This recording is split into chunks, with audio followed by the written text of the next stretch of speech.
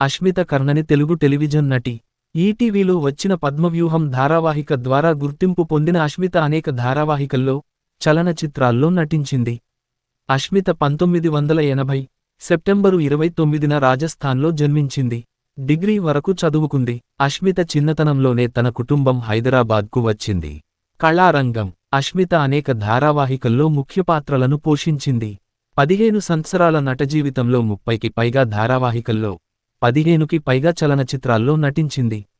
నటించిన ధారావాహికలు: Gemini TV, Seethamalakshmi, Meghasandesam, మంజీర మధురం, చిరంజీవి, ల, సౌ, స్రవంతి, మధుమాసం, ఈటీవీ, పంజరం, పద్మవ్యూహం, తూర్పు పడమర, చంద్రముఖి, ఆకాశగంగ, మనసు మమత, మాటీవీ, మధురం, అష్టాచమ్మ, జీ తెలుగు, నిశ్శబ్దం, ముద్దుబిడ్డ, దూరదర్శన్, మనుషులు, మమతలు, థ్రిల్, సిరిమల్లి, రమణి వర్సెస్ రమణి. నటించిన చిత్రాలు: మురారి, అప్పుడప్పుడు, మధుమాసం, ఆపద మొక్కులవాడు, అతిథి, కలెక్టర్ గారి భార్య, ఏమో గుర్రం ఎగరావచ్చు, ఓం నమో వెంకటేశాయ.